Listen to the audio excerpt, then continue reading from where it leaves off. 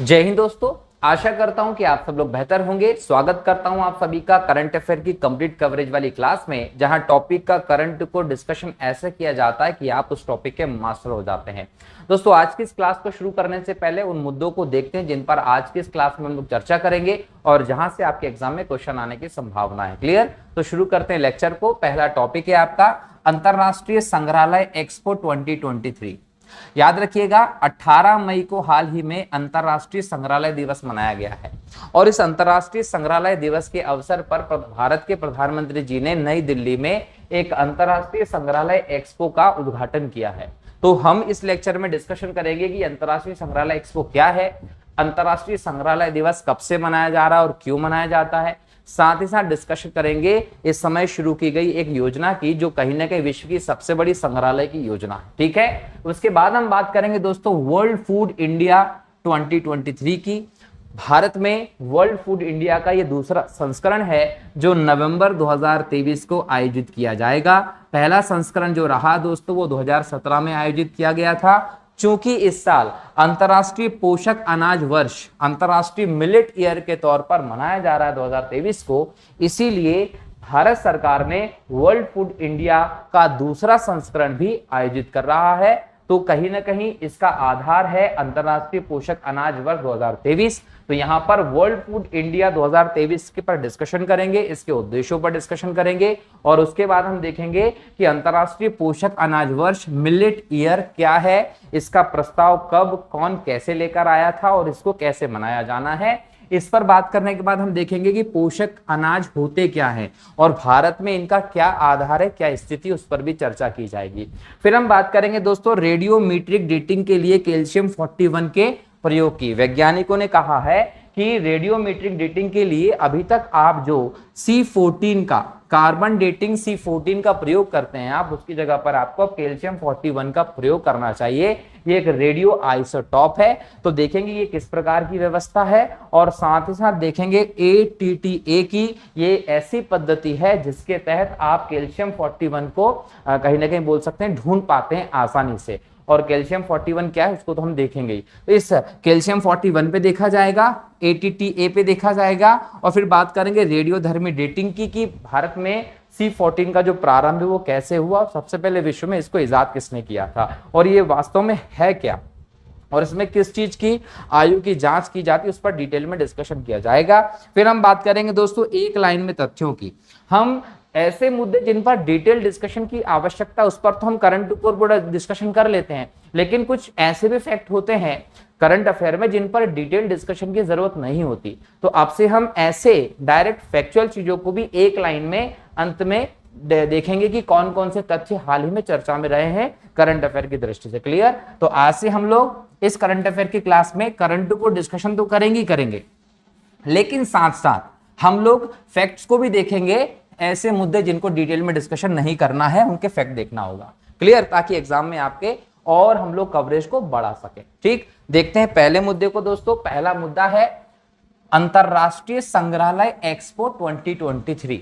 बात यह है कि हाल ही में 18 मई को मनाया आपने अंतरराष्ट्रीय संग्रहालय दिवस। अब अंतरराष्ट्रीय संग्रहालय दिवस आपने 18 मई को मनाया और इस साल आपने मनाया है 47वां अंतरराष्ट्रीय संग्रहालय दिवस।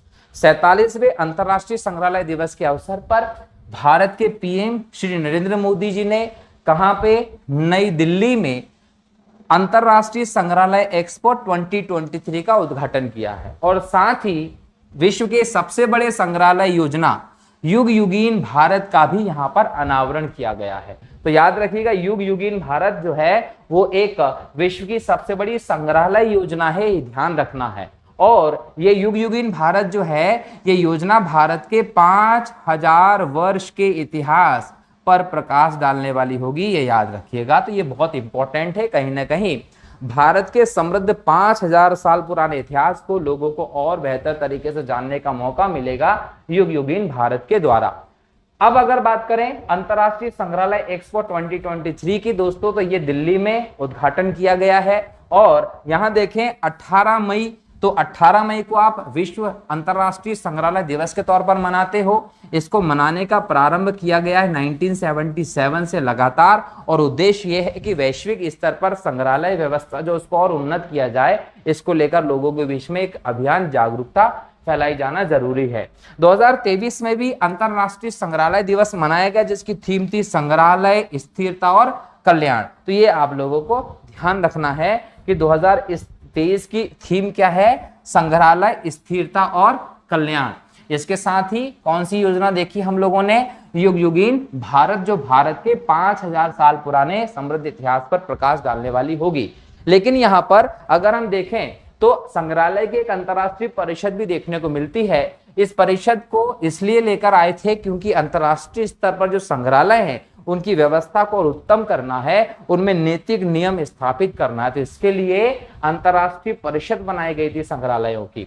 कब बनाई गई थी? 1946 में बनाई गई थी। और इस परिषद का दोस्तों मुख्यालय जो है वो फ्रांस के पेरिस में है। तो अगर एग्जाम में आप लोगों से पूछ लिया जाता है कि इसका मुख्यालय कहाँ है, तो फ्रांस के पेरिस में। कब बनाई गई थी? 1946 में बनाई गई थी। क्लियर। अब हम देखते हैं भारत के प्रमुख उल्लेखनीय संग्रहालय को, लेकिन याद रखिएगा कि यहां से क्वेश्चन आने की संभावनाएं हैं। क्यों है? क्योंकि एग्जाम में आपको ऐसे शब्द देखने को मिलते हैं और इनके स्थान को पूछा जाता है। और वैसे भी इस बार के एमपीपीएससी प्रीलिम्स को देखें तो उसमें स्थान को पॉइंट किया गया है। तो यहाँ देखिए राष्ट्रीय संग्रहालय जो है वो नई दिल्ली में है। अगर आपसे पूछ लिया जाए कि भारत का राष्ट्रीय संग्रहालय कहाँ है, तो बोलेंगे नई दिल्ली में। और ये किसके अंतर्गत आता है? तो संस्कृति मंत्रालय के अंतर्गत आता है। फिर हम बात करेंगे national gallery of modern art. तो ये कहाँ है? बेंगलुरु में है। फिर देखें विक्टोरिया मेमोरियल हॉल, एक संग्रहालय, ये कहाँ है? कोलकाता में है। फिर बात करेंगे एशियाटिक सोसाइटी की, कोलकाता में है।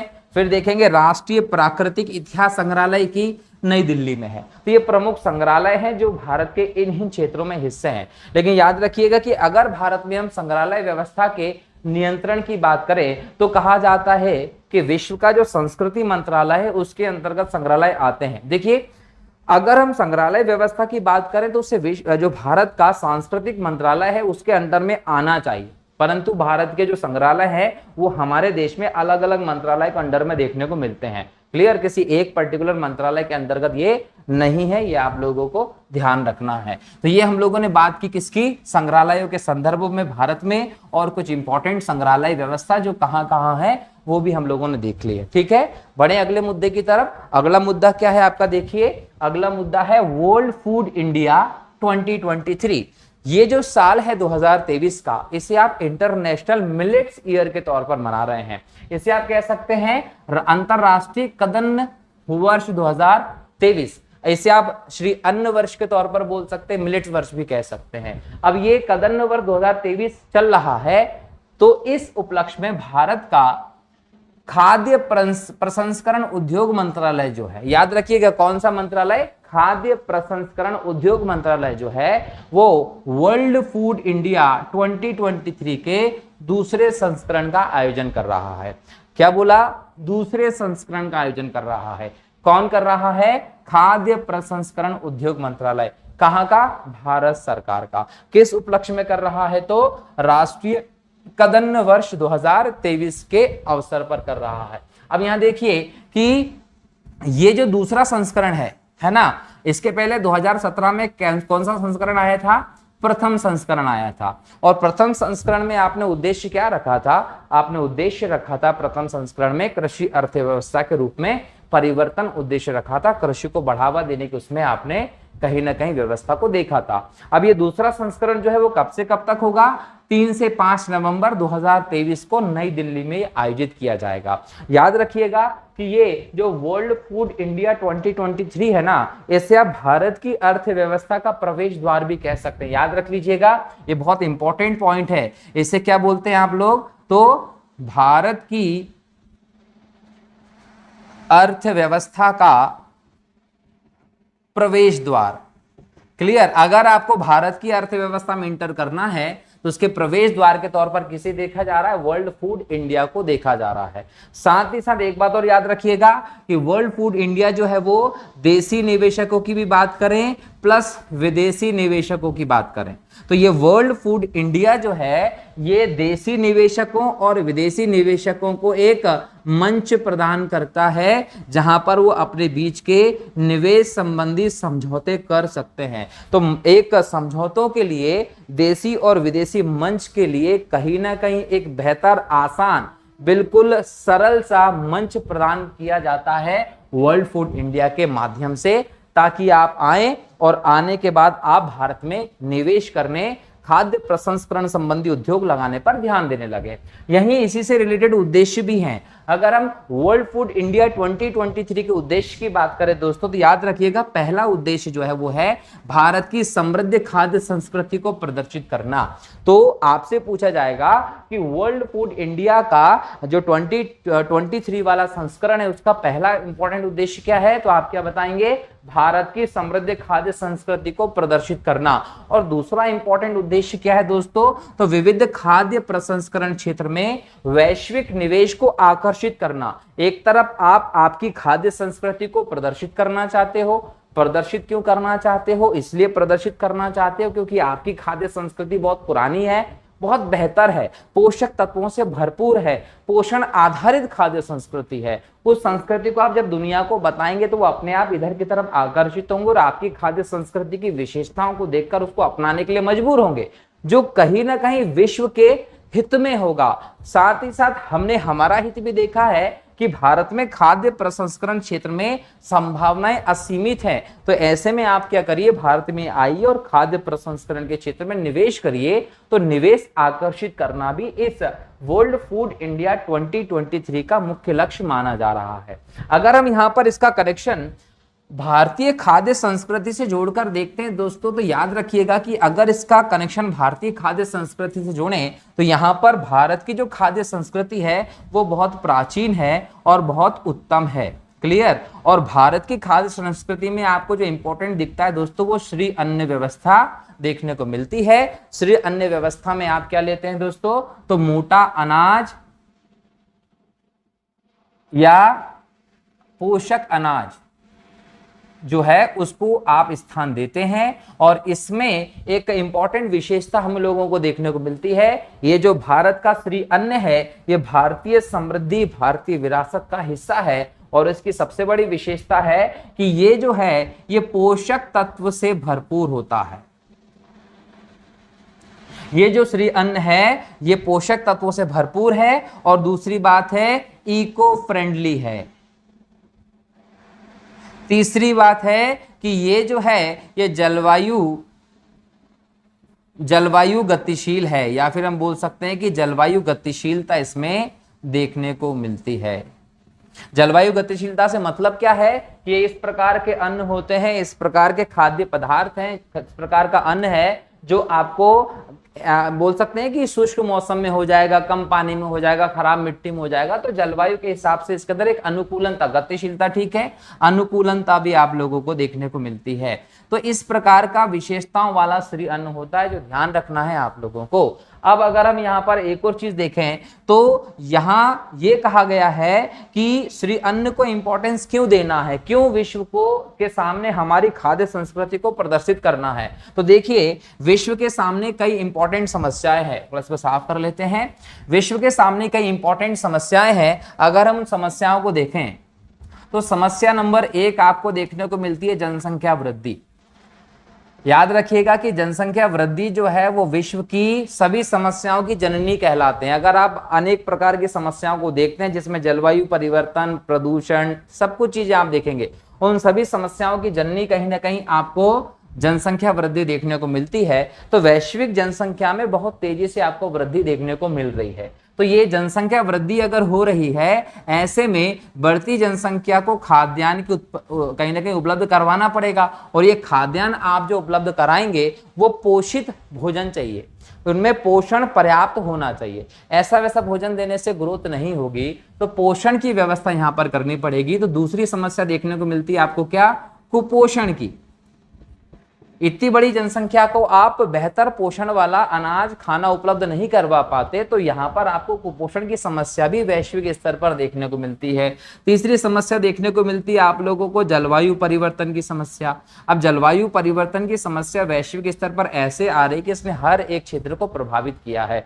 दैनिक रूप से अगर आप देखते हैं तो जो आपके एटमॉस्फेयर में प्रदूषण हो रहा है, उस प्रदूषण के कारण जलवायु परिवर्तन का जो संकट है वो और भी घोर होता जा रहा है, और यहीं पर पर्यावरण जो है प्रदूषण की समस्या भी आपको देखने को मिल रही है। अब ऐसी कंडीशन में इतनी सारी जो समस्याएं हैं, इनके समाधान की अगर बात की जाती है तो समाधान के लिए आप जो भारत का असली अन्न है, जो पोषक अनाज है, उसकी तरफ आप सब लोग देख रहे हैं। भारतीय खाद्य संस्कृति की तरफ सबका मुंह जा रहा है। इनका समाधान आप भारतीय खाद्य संस्कृति से पा सकते हैं, क्योंकि इसके तहत आप लोग क्या कर सकते हैं, खाद्य सुरक्षा प्राप्त कर सकते हैं। इसके माध्यम से आप वैश्विक स्तर पर पोषण जो है वो उपलब्ध करवा सकते हैं। तो अगर वैश्विक स्तर पर आपको पोषण उपलब्ध कराना है, खाद्य सुरक्षा सुनिश्चित करना है, तो भारतीय खाद्य संस्कृति उसमें इंपॉर्टेंट रोल प्ले कर सकती है। इस चीज को लोगों के सामने हम लोग प्रदर्शित भी कर रहे हैं और हमने प्रदर्शित किया भी है। तो इन सभी समस्याओं के चलते कहीं ना कहीं इस बात पे बहुत ध्यान जाता है, और इस चीज को देखते हुए ही जब हम बात करें 2023 की, तो इसे आप अंतरराष्ट्रीय कृदन्न वर्ष 2023 के तौर पर सेलिब्रेट भी कर रहे हैं, ताकि लोगों में इसके उत्पादन और इसके उपभोग को लेकर जागरूकता फैलाई जा सके, इसकी व्यवस्था को बढ़ा सके। अगर आप आज किसी को कहते हैं कि आपको मोटे अनाज जैसे बाजरा आदि का सेवन करना चाहिए, तो लोग इससे बचते हैं। शहरी संस्कृति में तो ये है ही नहीं, क्योंकि उन लोगों को पता नहीं है कि इसकी क्या उद्देश्य है। और अगर हम इसके कृषि की बात करें, उत्पादन की, तो लोग अलग अलग प्रकार की फसलों की तरफ जा रहे हैं। इन फसलों की तरफ बिल्कुल नहीं जा रहे हैं लोग। तो कहीं ना कहीं 2023 को मिलेट ईयर वर्ष घोषित करने से इसकी तरफ लोगों का ध्यान आकर्षित करना है, इसके उत्पादन को वृद्धि करवाना है, और साथ साथ लोगों के इसके उपभोग करने को भी प्रोत्साहित करना है, क्योंकि इसके अंतर्गत आपको भरपूर पोषक तत्व देखने को मिलते हैं। तो ये तो पहला उद्देश्य रहा, जिसके माध्यम से हम ये देख रहे हैं कि सरकार अंतर्राष्ट्रीय स्तर पर भारत की खाद्य संस्कृति को प्रदर्शित करना चाहती है। ठीक है, इसके बाद हम दूसरा उद्देश्य की बात करते हैं, विविध खाद्य प्रसंस्करण क्षेत्र में निवेश। तो दोस्तों याद रखिएगा कि भारत जो है वो खाद्य प्रसंस्करण के क्षेत्र में निवेश का एक पर्याप्त, बोल सकते हैं, सुविधापूर्ण बेहतर डेस्टिनेशन है। अगर कोई भी विदेशी कंपनी या कोई ऐसी व्यवस्था, भले वो देशी हो या विदेशी, वो इस क्षेत्र में निवेश करे, तो उसको बहुत सारी संभावना यहाँ पर देखने को मिलेगी। लेकिन हम सबसे पहले देखें कि खाद्य प्रसंस्करण होता क्या है। तो खाद्य प्रसंस्करण की जब बात करते हैं दोस्तों, तो एक बात याद रखिएगा कि आप जो खाने की वस्तुएं देखते हैं, तो जो खाने की वस्तु हैं, चीजें हैं, उन चीजें में हम देखें कि जो चीजें खराब होने वाली होती हैं, है ना, ये खराब होने वाली चीजें जो होती हैं, इन चीजों को टारगेट किया जाता है। इन चीजों को तकनीकों को माध्यम से प्रसंस्करण किया जाता है, और इनके लंबे समय तक उपयोग की जाने वाली खाद्य पदार्थ और पेय पदार्थों के रूप में बदला जाता है, ताकि लंबे समय तक यूज करें। तो उस पूरे उद्योग व्यवस्था को आप क्या कहते हैं, खाद्य प्रसंस्करण उद्योग कहते हैं। और आप जानते हैं कि भारत कई सारी वस्तुओं में, कई सारी खाद्यान्न की चीजें जो हैं, उनका अग्रणी देश है, और अन्य चीजों में हम लोग विश्व को लीड कर रहे हैं। तो ऐसे में भारत में आपको खाद्य प्रसंस्करण के क्षेत्र में बहुत ज्यादा संभावनाएं देखने को मिलती हैं। तो इस वर्ल्ड फूड इंडिया 2023 इवेंट के माध्यम से पूरे विश्व की कंपनियों को भारत में निवेश करने के लिए आकर्षित किया जा रहा है। अगर आप किसी भी विदेशी कंपनी को या देशी कंपनी को या निवेश करने के लिए आकर्षित करते हैं, तो इसके बहुत बड़े मायने हैं। एक तो आप अंतर्राष्ट्रीय चुनौतियों से लड़ने के लिए तैयार कर रहे हैं सबको। दूसरी बात यह है कि भारत में निवेश बढ़ेगा, इसका मतलब पैसा आएगा, इसका मतलब उद्योगों का विकास होगा, इसका मतलब उत्पादन बढ़ाना होगा। उत्पादन के लिए आपको रोजगार बढ़ाना होगा, और रोजगार बढ़ेगा तो लोगों के पास सैलरी आएगी, सैलरी आएगी तो जीवन स्तर सही होगा, सैलरी को खर्च करेंगे तो मार्केट में पैसा पहुंचेगा, मार्केट में पैसा पहुंचेगा तो मनी साइकिल जो होगा मार्केट का वो बेहतर चलेगा और इकोनॉमिक ग्रोथ करेगी। तो ये पूरी चीजें आपको डिटेल में इससे दिखाई पड़ती है निवेश आकर्षित करने से कितना बड़ा प्रभाव देखा जा सकता है। तो ये दूसरा इंपॉर्टेंट उद्देश्य रहा है। और भारत सरकार भी खाद्य प्रसंस्करण के क्षेत्र में कहीं ना कहीं जो वित्त पोषण उसको बढ़ावा दे रही है। सूक्ष्म हो, मध्यम हो या बड़े उद्योगों में वित्त पोषण के माध्यम से भारत सरकार भी अपना योगदान दे रही है, ताकि भारत में खाद्य प्रसंस्करण जो है इसको बड़े स्तर पर ले जाया जा सके और इसे वैश्विक स्तर की पहचान दिलाई जा सके, है ना। हमारे देश में भी खाद्य प्रसंस्करण जो है वो इतना बेहतर नहीं है। बेहतरता की हम बात करें तो हमारे यहाँ भंडारण की जो ग्रह है वही सही नहीं है।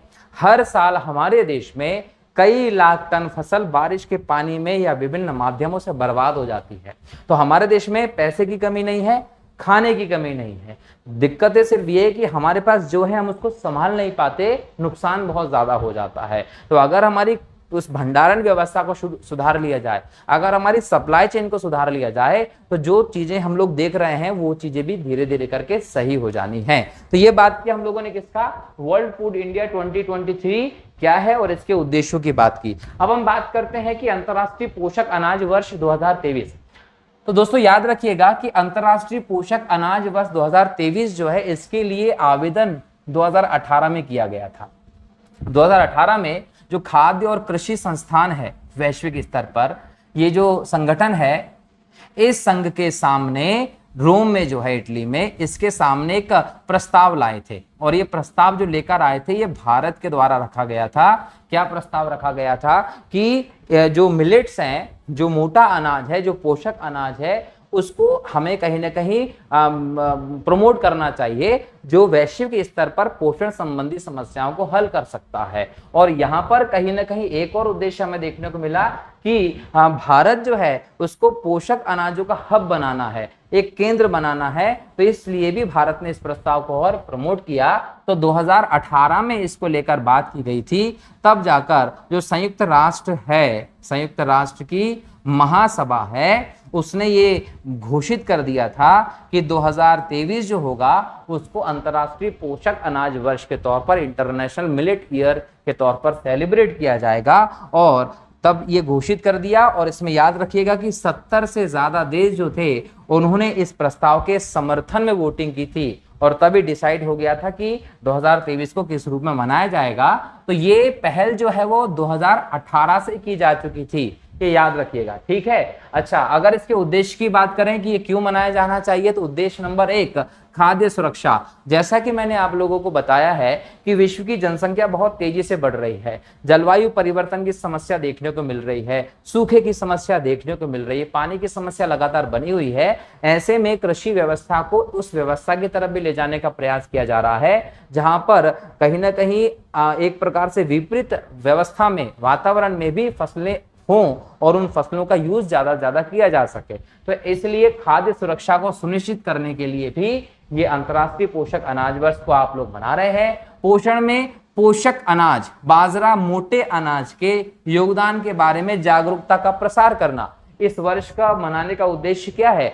आप चाहते हैं कि जो पोषण है, न्यूट्रिशन की जब आप बात करते हैं उसमें पोषक अनाज जो है, बाजरा जो है, मोटे अनाज जो, इसका क्या इंपॉर्टेंट योगदान है उसके बारे में लोगों को जागरूकता फैलाना भी इसका मूल उद्देश्य है। इसके अलावा टिकाऊ उत्पादन और गुणवत्ता में सुधार को प्रेरित भी करना है। क्लियर। इसके अलावा हम बात करें तो ये करने के लिए, इसको बढ़ाने के लिए आपको क्या करना पड़ेंगे, अनुसंधान, विकास और विस्तार को भी देखना पड़ेगा। तो कहीं ना कहीं इन उद्देश्यों की पूर्ति के लिए, अनुसंधान को बढ़ावा देने के लिए, विकास के लिए, विस्तार सेवाओं में निवेश बढ़ाना भी कहीं ना कहीं इसका उद्देश्य है। किसका उद्देश्य है? अंतर्राष्ट्रीय पोषक अनाज वर्ष 2023 का, जिसके निर्धारण के लिए जो प्रस्ताव लेकर आए थे वो 2018 में लेकर आए थे और इसमें भारत का बहुत इंपॉर्टेंट योगदान है।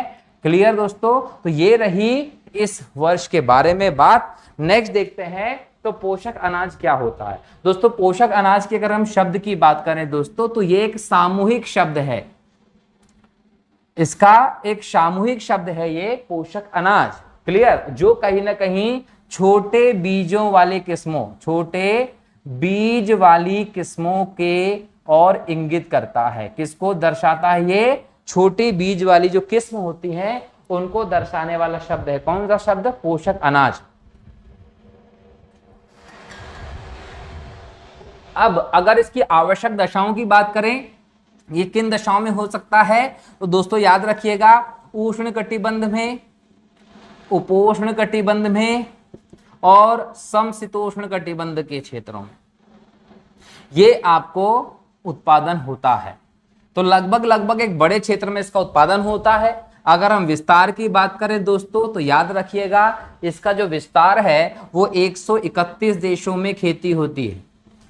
इसकी खेती कितने देशों में होती है? 131 देशों में खेती होती है। और अगर हम एशिया की बात कर लें प्लस अफ्रीका की बात कर लें, तो एशिया और अफ्रीका की लगभग 60 करोड़ जनता जो है, ये 60 करोड़ जनता का एक पारंपरिक भोजन है क्या? ये पोषक अनाज।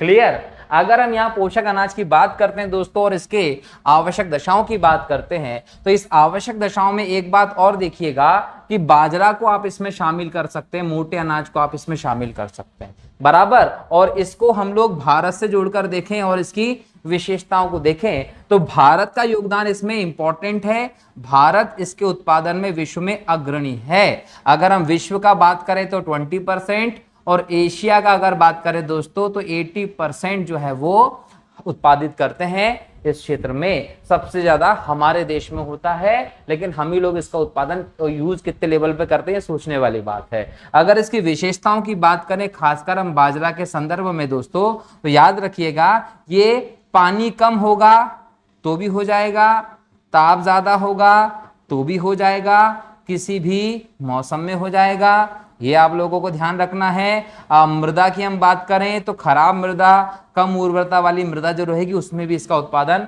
बेहतर हो सकता है। ये इसकी विशेषताएं हैं। और दूसरी बात हम बात करें दोस्तों, तो इसमें प्रोटीन बहुत होता है, फाइबर पर्याप्त मात्रा में होता है, कैल्शियम भी आपको भरपूर मिलेगा, मैग्नीशियम भी आपको इसमें भरपूर मिलेगा। ये याद रखिए। तो इतने सारे जो न्यूट्रिएंट्स वाली चीजें हैं वो इसमें मिलती हैं, तो क्यों ना इस अनाज को हमारे खाद्य व्यवस्था का एक अंग बना लिया जाए, ताकि इसके से कहीं ना कहीं एक बहुत बड़ी पॉपुलेशन को जो पोषण की कमी है वो पूरी की जा सकती है। ठीक है, तो ये तो हम लोगों ने बात की है किसकी?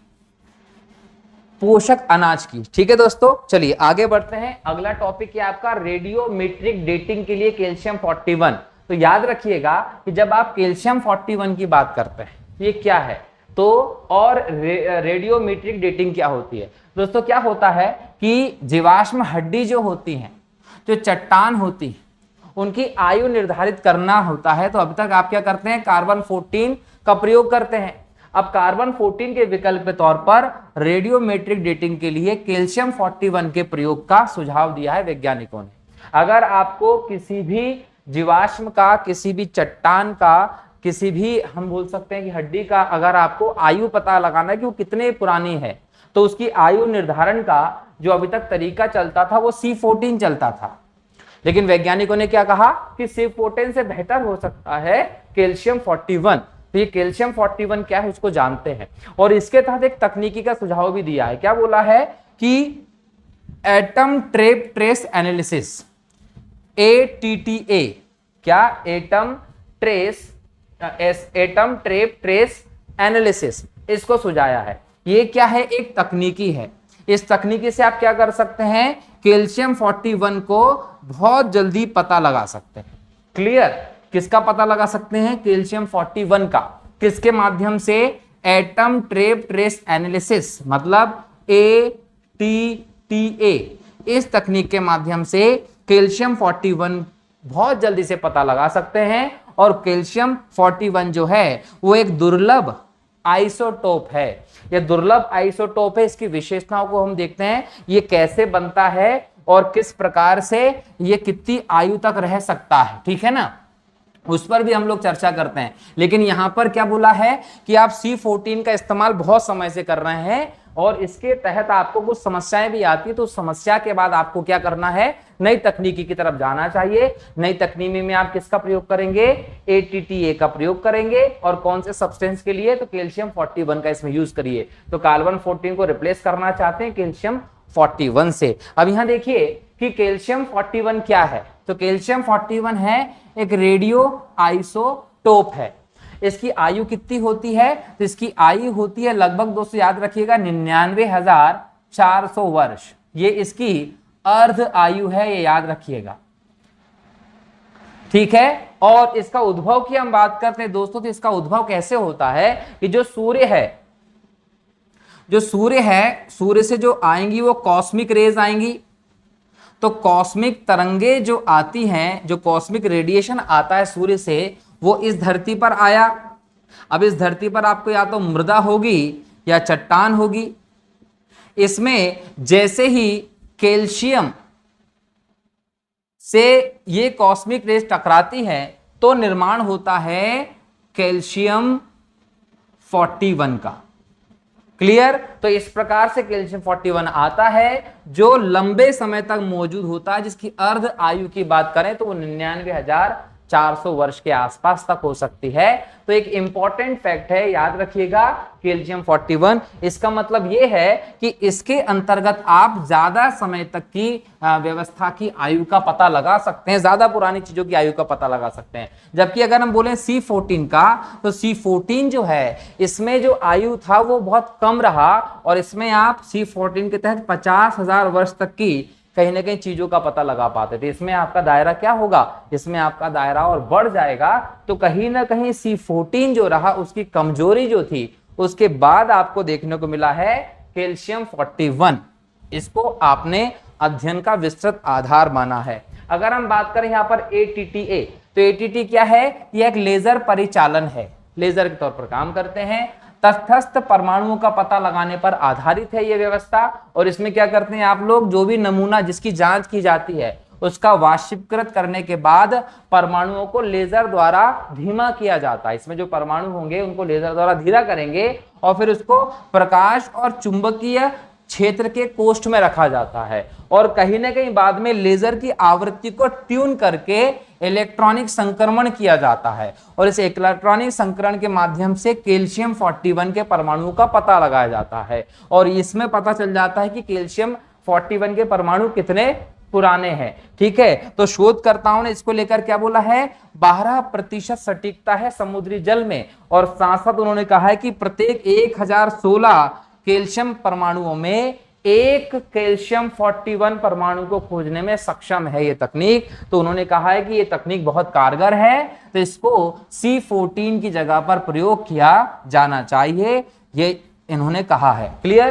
तो ये ATTA था। अब हम बात करते हैं किसकी? रेडियोधर्मी डेटिंग की। तो रेडियोधर्मी डेटिंग जो है दोस्तों वो 1947 से आती है, और इसको इजाद करने वाले थे विलार्ड फ्रैंक लिब्बी।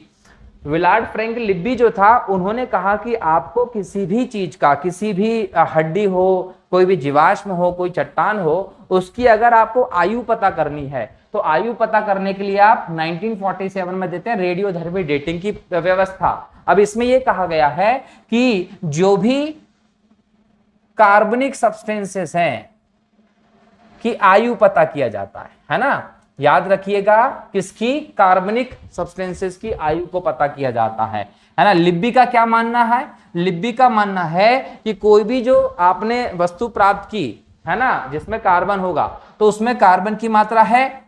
अब उसमें जो कार्बन है वो दो प्रकार से आप देखेंगे, एक तो देखेंगे C12 के तौर पर और एक देखते हैं C14 के तौर पर। बहुधा जो है अधिकतर आपको C12 मिलता है, C14 जो होता है, कार्बन 14 जो होता है, वो बहुत कम देखने को मिलता है। और जो कार्बन 14 जो होता है, इसकी मात्रा जो जीवित चीज है ना, जीवित जो है उनमें स्थिर रहती है।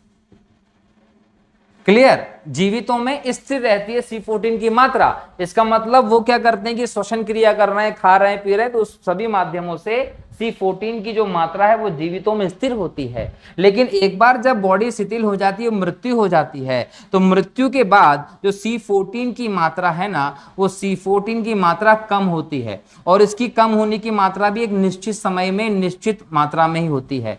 तो C14 की मात्रा कम होती है। अब मान लीजिए कोई भी आपको पुराना कोई चीज मिलता है, हड्डी मिलती है, कोई जीवाश्म मिलता है, कोई चट्टान मिलती है, तो उसमें आप C14 का अध्ययन करते हैं, और अध्ययन करते उसमें पाते हैं कि इसमें C14 की मात्रा कितनी बची है। अब जितनी C14 की मात्रा बची होगी उस हिसाब से आप बोल देंगे कि इतने समय में इतनी दर से इतनी C14 की मात्रा खत्म हो गई, मतलब इतनी बाकी है, तो ये चीज इतने साल पुरानी है, वो पता लगाया जा सकता है किसमें, C14 के माध्यम से।